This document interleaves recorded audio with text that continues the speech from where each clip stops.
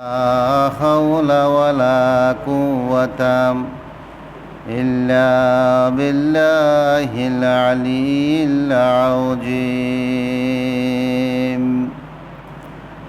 الحمد لله نحمده ونستعينه ونستغفره ونؤمن به ونتوكل عليه ونعوذ بالله من شرور أنفسنا ومن سيئات أعمالنا. من يهده الله فلا مضل له ومن يضلله فلا هادي له. ونشهد أن لا إله إلا الله ونشهد أن محمدًا عبده ورسوله في شان حبيبه ومحبوبه. إن الله وملائكته يصلون على النبي يا أيها الذين آمنوا صلوا عليه وسلموا تسليما. اللهم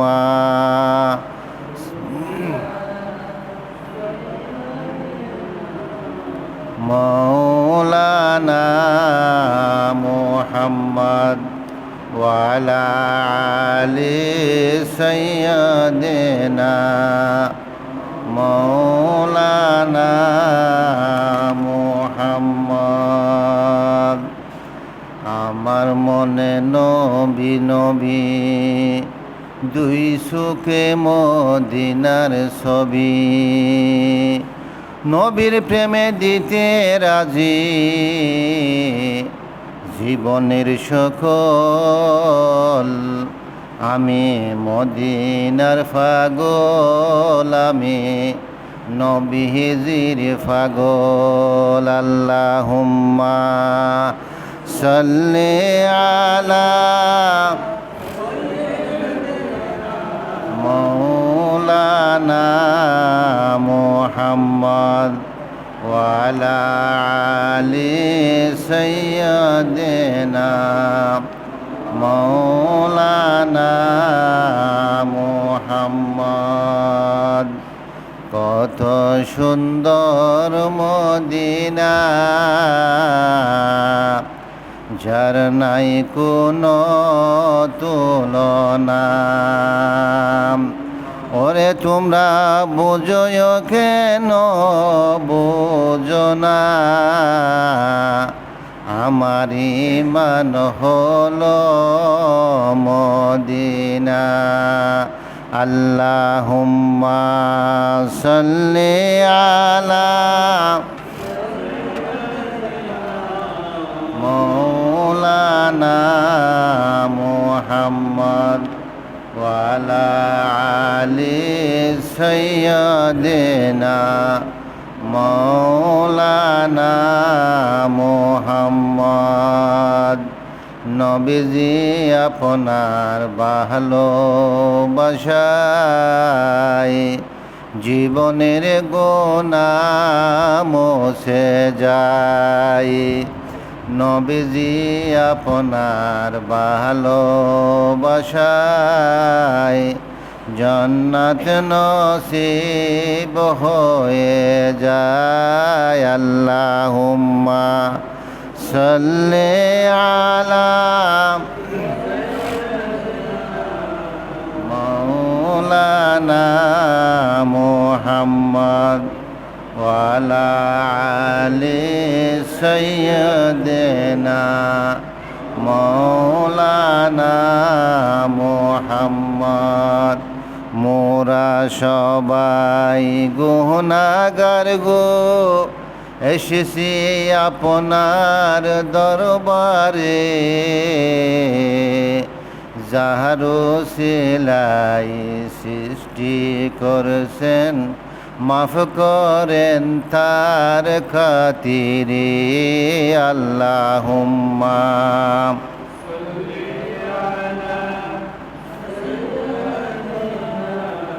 মাওলানা মুহাম্মদ ওয়া আলা আলি সাইয়্যিদিনা মাওলানা মুহাম্মদ বিসমিল্লাহির রহমানির রহিম قال يا بني إني أرى في المنام أني أصبحك فانظر ماذا ترى قال يا أبت فعل ما تؤمر ستجدني إن شاء الله من الصابرين صدق الله مولانا العظيم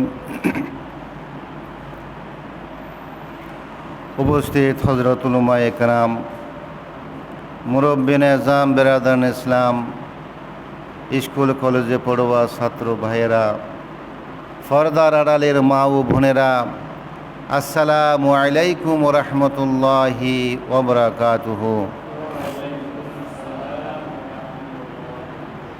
পরম করুণাময় মহান রব্বুল আলামিনের কাছে সর্বপ্রথম শুকরিয়া আদায় করি যে মহান রব্বুল আলামিন আমাদেরকে আল্লাহর পবিত্র ঘর মসজিদে বসার তৌফিক দান করেছেন।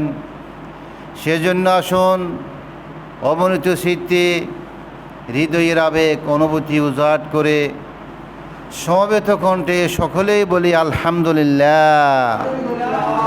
ইয়া রাব্বি লাকাল হামদু কামা ইয়ামবাগি লিজালালি ওয়াজহিকা ওয়া লিআযীমি সুলতানিকা। অগণিত অসংখ্য দরুদ ও সালাম আল্লাহর সৃষ্টির প্রধান আকর্ষণ, বিশ্বসভার সভাপতি, সকল নবী রাসূলগণের মাথার তাজ, শামসুল হেদায়াত বদরুদ্দুজা, সৈয়দুল সাকালাইন, ইমামুল মুরসালিন, খাতুমুন নবীন ওয়াল মুরসালিন, আফতাবে নবুওয়াত, শাহিন শাহে রিসালাত, সরকারে দু জাহান, সুলতানুল মদিনা, নবীউল আম্বিয়া হুজুর আকরাম, নূর মুজাসসাম, নূরুন আলা নূর, সৈয়দিনা হাবিবেনা শফিঈনা মাওলানা মুহাম্মদ সাল্লাল্লাহু আলাইহি ওয়াসাল্লামের উপর আল্লাহ জল্ল জিকিরু যাকে আজ থেকে 1500 বছর আগে প্রেরণ করেছেন সর্বশ্রেষ্ঠ নবী রাসূল হিসাবে। সম্মানিত মুসল্লিনে কেরাম, আজ 7 জুন, 29 জিলকদ, 28 জ্যৈষ্ঠ, সম্ভবত আজকেই জিলহজ মাসের চাঁদ দেখা যাবে। তাহলে আগামীকাল থেকে জিলহজ মাসের 1 তারিখ হবে। জিলহজের প্রথম দশকের অর্থাৎ জিলহজ মাসের প্রথম তারিখ থেকে 10 তারিখ 12 তারিখ পর্যন্ত আমাদের উপর কিছু আমল আছে। অন্ততপক্ষে আমরা যারা আল্লাহর ঘর বাইতুল্লাহ হজে গমন করি নাই, আমরা যারা স্ব এলাকায় আছি, আমাদের উপর 10টি আমল আছে। কয়টি আমল? 10টি আমল। এই চাঁদ উদিত হওয়ার পর থেকে এই আমলগুলো আমাদেরকে পালন করতে হবে। এই জিলহজ মাসের যে আমল আছে, এই আমলগুলো আমাদের কি করতে হবে? পালন করতে হবে। যখন জিলহজ মাসের চাঁদ দেখা যাবে, চাঁদ দেখা যাওয়ার সঙ্গে সঙ্গে আপনি কুরবানি করার পূর্ব পর্যন্ত জিলহজ মাসের 10 তারিখ যখন আপনি গরুর গলায় ছুরি দেবেন ততক্ষণ পর্যন্ত আপনার চুল নখ কাটতে পারবেন না। মুস্তাহাব, সোয়াব আছে। যদিও বা জরুরত স্বার্থ হয় আজকে সেরে নেবেন। আজকে যেহেতু চাঁদ উদিত হবে, আগামীকাল থেকে চাঁদ দেখা যাবে, চাঁদ আজকে দেখা যাবে, আগামীকাল থেকে গণনা শুরু হবে। 1 নম্বর হলো কুরবানি করার পূর্ব পর্যন্ত চুল ও নখ না কাটা, 1 নম্বর। 2 নম্বর হলো জিলহজের 1 তারিখ থেকে 9 তারিখ পর্যন্ত নফল রোজা রাখা, যদি সম্ভব হয়। যদি কি হয়, সম্ভব হয়, আমরা 1 থেকে 9 জিলহজ পর্যন্ত রোজা রাখব, বিশেষ আরফার দিনে রোজা রাখব। 3 নম্বর হলো বেশি বেশি করে নফল ইবাদত করার জন্য আমরা চেষ্টা করব। নফল নামাজ, জিকির আজকার, দরুদ শরীফ তেলাওয়াত, এ সমস্ত ইবাদতে আমরা আমাদের নিজকে নিবেদিত করব। নামাজ পড়লে অন্তরকে শক্তিশালী করে। নামাজ অন্তরকে কি করে? শক্তিশালী করে, চেহারাকে নুরানি করে। যারা নিয়মিত নামাজ পড়ে দেখবেন তাদের চেহারার মধ্যে আলাদা একটা নূর দেখা যায়, চেহারা আলোকিত হয়, চেহারা সুন্দর হয়ে যায়। 3 নম্বর হলো দিলকে আলোকিত করে। প্রত্যেকের অন্তরে যে দিল আছে, অন্তর আছে, এই দিলকে আল্লাহ রাব্বুল আলামিন আলোকিত করে। কি করে? আলোকিত করে। এ হলো নামাজ। নামাজের অসংখ্য পুরস্কার আছে। নফল নামাজ হোক, ফরজ নামাজ হোক, ওয়াজিব নামাজ হোক, অসংখ্য কি আছে? পুরস্কার আছে। 1 নম্বর, যিনি নিয়মিত নামাজ আদায় করবেন মসজিদে এসে অথবা বাড়িতে বসে, তার কোনো দিন অভাব অনটন থাকবে না। তার কোনো কি থাকবে না? অভাব অনটনে থাকবে না। 2 নম্বর, অশান্তি দূর হয়ে যাবে। তার কোনো অশান্তি, চিন্তা, দুশ্চিন্তা, এ সমস্ত কিছুই তার অন্তরে থাকবে না। 3 নম্বর হলো মৃত্যুর পর কবর আযাব বন্ধ থাকবে। 5 ওয়াক্ত নামাজ যিনি আদায় করে তার কবর আযাব হবে না। 3 নম্বর, নামাজের পুরস্কার ডান হাতে তার আমলনামা দেওয়া হবে। সুবহানাল্লাহ বলবেন না? যখন আপনার ডান হাতে আমলনামা দেবেন তখন আপনি মনে করবেন অবশ্যই আপনি বেহেশতে যাবেন। কোথায় যাবেন? বেহেশতে যাবেন। যিনি 5 ওয়াক্ত নামাজ পড়ে, নফল নামাজ পড়ে, সুতরাং আল্লাহ রাব্বুল আলামিন তার ডান হাতে আমলনামা দেবেন। 4 নম্বর, ফুলসেরাত বিজলির মতো পার হয়ে যাবে। যেভাবে বিজলি চমকায়, একেবারে 1 সেকেন্ডের ভিতরে পৃথিবী আলোকিত করে দে, এলাকা আলোকিত করে দে, এই বিজলি চমকার মতো ফুলসেরাত পার হয়ে যাবে। 6 নম্বর হলো বিনা হিসাবে বেহেশতে যাইবে যিনি 5 ওয়াক্ত নামাজ আদায় করে, যিনি নফল নামাজ পড়ে, বেশি বেশি করে আল্লাহর ইবাদত করে, বিনা হিসাবে সে বেহেশতে যাইবে। এ হলো জিলহজ মাসের আমল নামার মধ্যে 3 নম্বর। 4 নম্বর আমল হলো আন্তরিকভাবে আল্লাহর কাছে তওবা করতে হবে।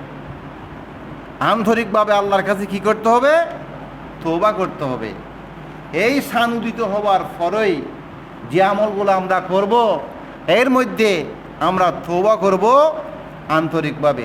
রব্বুল আলামিন জীবনে অনেক গুনাহ করেছি, অসংখ্য গুনাহ আমরা হাবুডাবু খাচ্ছি।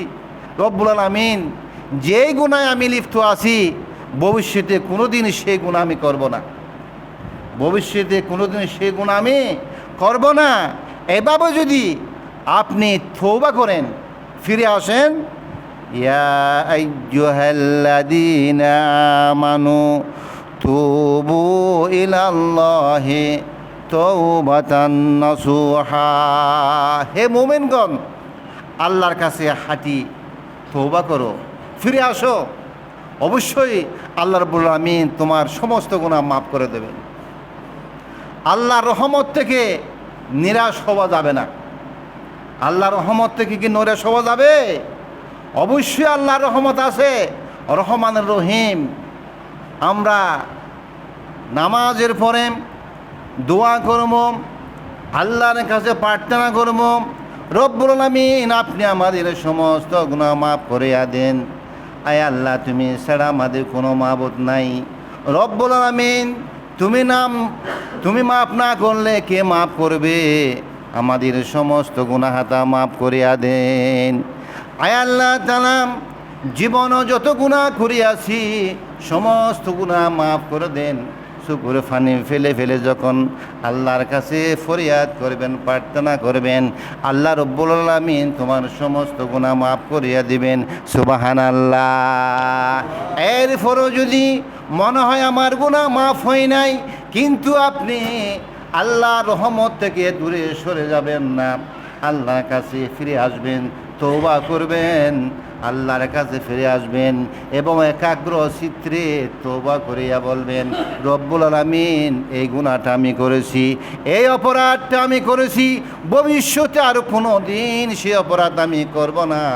এভাবে যদি ফিরে আসেন, আল্লাহ রব্বুল আমিন অবশ্যই তোমার সমস্ত গুনাহ মাফ করিয়া দিবেন। সুবহানাল্লাহ। এই হলো 4 নম্বর আমল। 5 নম্বর আমল হলো বেশি বেশি পরিমাণে তাকবীর পাঠ করতে হবে।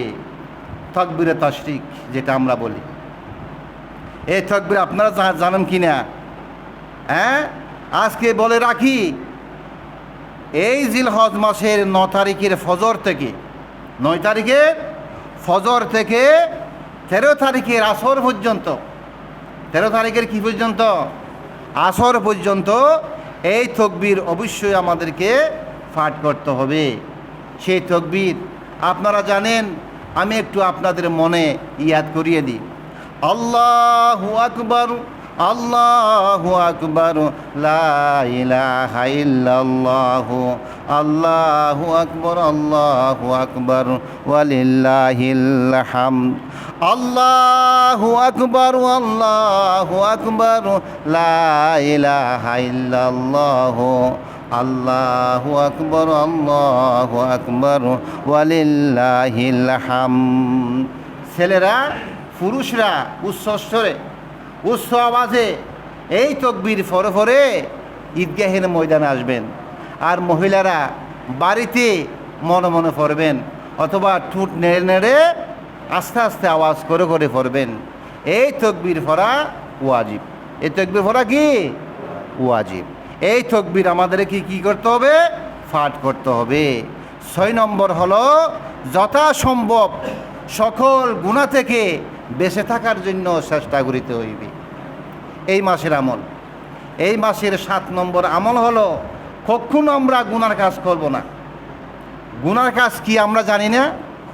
জানি কি না? অবশ্যই আমরা গুনাহ, কি কাজ করলে গুনাহ হয়, কি কাজ করলে সওয়াব হয়, সেই জ্ঞান আমাদের জানা আছে। সেই জ্ঞান আমাদের জানা আছে। কখনো আমরা গুনার কাজ করব না। 7 নম্বর হলো সামর্থ্যবান হলে আল্লাহর নামে কোরবানি করব। সামর্থ্যবান হলে আল্লাহর নামে কি করব? কোরবানি করব। 10 তারিখ জিলহজ মাসের কয় তারিখ? 10 তারিখ।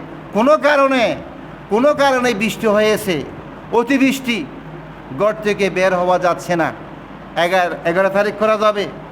11 তারিখও সম্ভব হচ্ছে না, 12 তারিখ করা যাবে। এভাবে 3 দিন পর্যন্ত সময় রাখা হয়েছে। অবশ্যই সামর্থ্যবান ব্যক্তি যিনি, 7.5 তোলা স্বর্ণ, 52 তোলা রূপা সমপরিমাণ টাকা যদি জমা থাকে, তার উপর কোরবানি করা কি খেয়াল রাখবেন।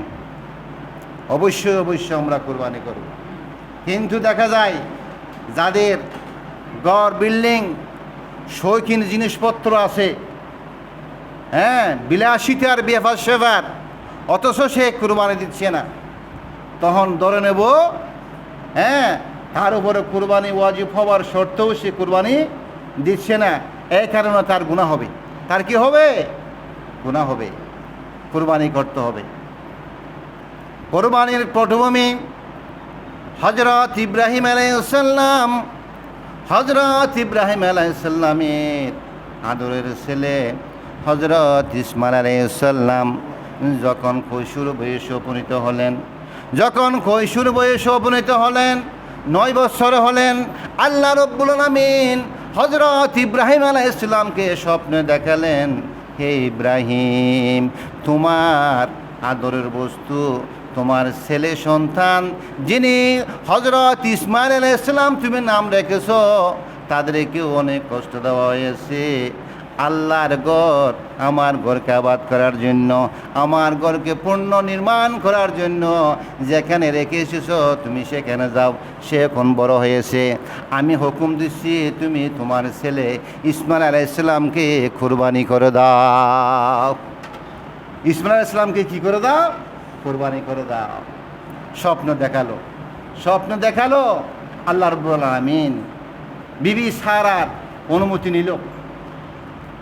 ইরাকের মধ্যে বিবি সারার অনুমতি নিয়ে ঘর থেকে বেরিয়ে গেল অনেক দূর। ঘোড়ার উপরে সওয়ার হয়েছে, উটের উপর সওয়ার হয়েছে। 3 দিন 4 দিন পর্যন্ত রাস্তা অতিবাহিত করে হাজারার বাড়িতে পৌঁছল। বিবি হাজারার বাড়িতে পৌঁছার পরে রাত্রি যাপন করলো। সকালে বলতেছে, হে হাজেরা, আমি স্বপ্নে দেখেছি আমার একমাত্র সন্তান, আর কোনো সন্তান নেই, শুধুমাত্র সন্তান, একমাত্র সন্তান হযরত ইসমাইল আলাইহিস সালামকে আল্লাহ রাব্বুল আলামিন নির্দেশ দিয়েছেন, আমি তাহাকে জবে করিতেছি, আমি তাহাকে কুরবানি করে দিছি আল্লাহর রাস্তায়। কার রাস্তায়? আল্লাহর রাস্তায়। তুমি তাকে সাজগোজ করিয়ে দাও, আমি তাকে মিনা বাজারে নিয়ে যাব। কোথায় নিয়ে যাব? মিনা বাজারে নিয়ে যাইব। তখন হাজরা রাদিয়াল্লাহু তাআলা আনহা বললেন, ও আমার স্বামী, যদি আল্লাহর হুকুম হয়ে থাকে এখানে আমার বাধা দেওয়ার কোনো প্রয়োজন নাই, আমি সাজগোজ করিয়ে দিচ্ছি।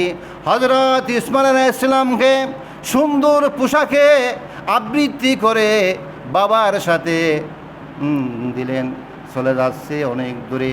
যাইতে যাইতে মিনা বাজারে পৌঁছানো অবস্থায় হয়েছে। তখন মানুষের সুরত ধারণ করিয়া ওই শয়তান হযরত হাজেরা রাদিয়াল্লাহু তাআলা আনহার বাড়িতে উপস্থিত হলো। ও হাজেরা, আপনি কি জানেন তোমার শিশুপুত্র ইসমাইল আলাইহিস সালাম কোথায়? তোমার শিশুপুত্র ইসমাইল আলাইহিস সালামকে কুরবানি করার জন্য, জবে করার জন্য মিনা বাজারে নিয়ে যাচ্ছি। তুমি কি জানো তোমার ছেলেকে পিতা হত্যা করে ফেলবে? নাউজুবিল্লাহ। শয়তানে ধোঁকা দিচ্ছে কাকে? হাজেরাকে ধোঁকা দিচ্ছে। তখন হাজেরা বলল, আমি এটা বিশ্বাস করি না, যিনি তার আব্বা ইব্রাহিম আলাইহিস সালাম আল্লাহর নবী অবশ্যই এরকম কাজ করতে পারে না। তখন ওই মানুষরূপী শয়তান বলতেছে, আল্লাহর হুকুম হয়েছে। কি হয়েছে? আল্লাহর হুকুম হয়েছে। আল্লাহর হুকুম যদি হয়ে থাকে তাহলে আমি রাজি আছি। আমি কি আছি? রাজি আছি। আমার ছেলেকে কুরবানি করুক, আল্লাহর রাস্তায় কুরবানি করে দেখ, আমি 100% রাজি আছি। তুমি শয়তান। তখন তার মুখে তুতু মারলো এবং কঙ্কর নিক্ষেপ করলো। হাজেরার কাছ থেকে শয়তান চলে এসেছে। এবার পিছনে যাচ্ছে হযরত ইব্রাহিম আলাইহিস সালামের পিছনে যাচ্ছে ইসমাইল আলাইহিস সালাম। ইসমাইল আলাইহিস সালামকে ইশারা করে ডাকলো, ও ইসমাইল আলাইহিস সালাম একটু পিছনে আসো। তখন ইসমাইলকে বলা হলো, তোমার পিতা তোমাকে নিয়ে যাচ্ছে কোথায় জানো নি? মিনা বাজারে। ওখানে গিয়া তোমাকে হত্যা করবে, কোরবানি করা হবে। আল্লাহর হুকুম হয়েছে, বড় গরি পড়ন সুবহানাল্লাহ। আল্লাহর হুকুম হয়েছে তোমাকে কি করবে? জবে করবে। তখন ইসমাইল আলাইহিস সালাম বলল, ওই শয়তান, তুমি অবশ্যই শয়তান, তুমি ধোঁকা দিচ্ছ। হাজার হাজার পুরুষের মধ্যে আল্লাহ রাব্বুল আলামিন আমাকে মনোনীত করেছেন কোরবানি করার জন্য। এই জন্য আমি খুশি হয়েছি, এই জন্য আমি কি হয়েছি? খুশি হয়েছি। তখন শয়তানকে বাপ এবং পুত্র উভয়জনে খঙ্কর নিক্ষেপ করল। যখন দেশ বিদেশ থেকে অসংখ্য হাজিরা হজ করতে যাবে, এই জায়গায় খঙ্কর নিক্ষেপ করা ওয়াজিব করে দিয়েছেন। আল্লাহু আকবার। কি করে দিয়েছে? খঙ্কর নিক্ষেপ করা ওয়াজিব করে দিয়েছে। হযরত ইব্রাহিম আলাইহিস সালাম বললেন, ইয়া বুনাইয়া ইন্নী আরা ফিল মানাম আন্নী আসবাহুকা ফানজুর মাযা তারাম। হে আমার বৎস, হে আমার পুত্র, আমি স্বপ্ন দেখেছি, আল্লাহ রাব্বুল আলামিন নির্দেশ দিয়েছে আমি তোমাকে কোরবানি করে দিয়েছি, কি তুমি রাজি আছো? ক্বালা ইয়া আবাতি ফাআল মা তুমারু সাতাজিদুনি ইনশাআল্লাহু মিনাস সাবিরিন। হে আমার পিতা, আপনি আল্লাহর অর্ডার পালন করুন, আপনি আল্লাহর অর্ডার কী করুন? পালন করুন। অবশ্যই আপনি আমাকে ধৈর্যশীল হিসেবে পাবেন।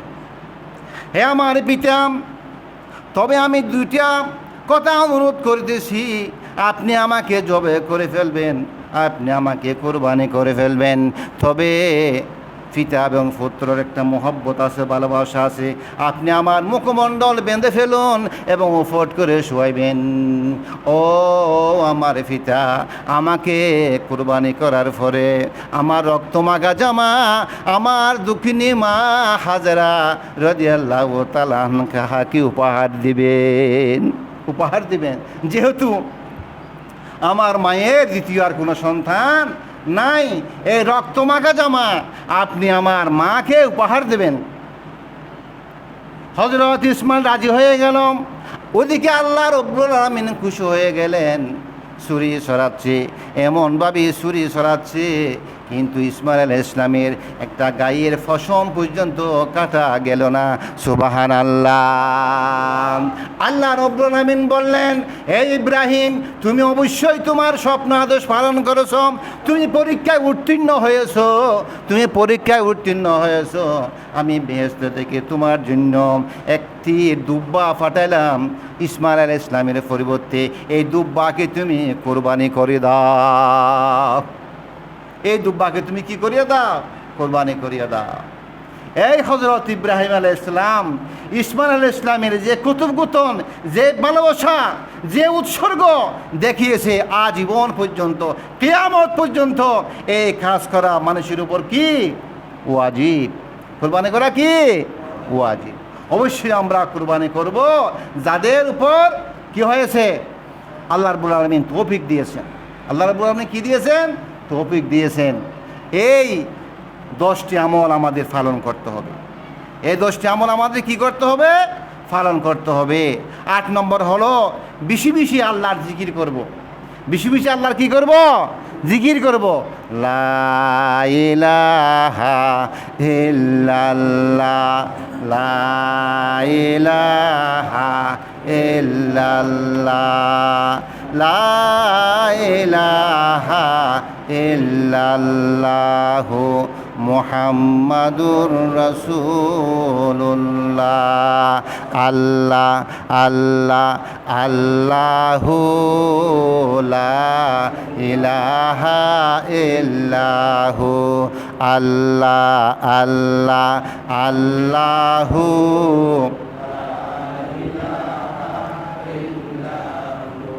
আল্লাহ আল্লাহ আল্লাহু লা ইলাহা ইল্লাহু মা বাবা মরিয়া যাহার গেলেন কবরে দয়াল নবী রাখো তাদের মায়ার নজরে নবীজি আল্লাহ আল্লাহ আল্লাহু লা ইলাহা ইল্লাহু আল্লাহ আল্লাহ আল্লাহ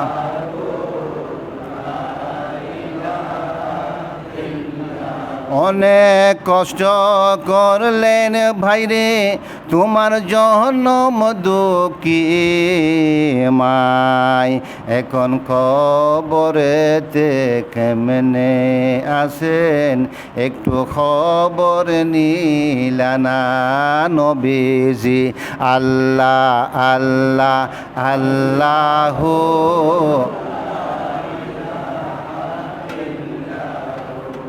আল্লাহ আল্লাহ আল্লাহু লা ইলাহা ইল্লাহু বেশি বেশি করে আমরা কি করব জিকির করব এটা হলো 8 নম্বর 9 নম্বর হলো সামর্থ্য থাকলে হজ করা যারা হজের জন্য নিয়ত করেছেন রমজানের আগে থেকেই প্রস্তুতি নিয়েছে টাকা পয়সা দায়ের করেছে হজে গিয়েছে আল্লাহর মেহমান হয়ে গেছে আল্লাহর গার থোয়াব করা নবী পাক সাল্লাল্লাহু আলাইহি ওয়াসাল্লামের রোজা মুবারকের সামনে গিয়া যদি সালাম দি আল্লাহ রাব্বুল আমিন যদি কবুল করে নবী পাক সাল্লাল্লাহু আলাইহি ওয়াসাল্লাম যদি আমাদের সালামের জবাব দে তাহলে অবশ্যই সে সাফল্যমণ্ডিত অবশ্যই সে কি সাফল্যমণ্ডিত 10 নম্বর হলো বেশি বেশি দান সদকা করা 10 নম্বর হলো কি বেশি বেশি দান সদকা করা এই যে জিলহজ মাসের আমল এই জিলহজ মাসের আমলের মধ্যে যে 10টি আমল আমরা ধারাবাহিকভাবে আমল আমরা আলোচনা করলাম আল্লাহ রাব্বুল আমিন আমাদের যাতে তৌফিক দান করে আমরা যাতে এই আমলগুলা পালন করতে পারি ওয়াহির দাওয়ানা আলহামদুলিল্লাহ আসসালামু আলাইকুম ওয়া রাহমাতুল্লাহি ওয়া বারাকাতুহু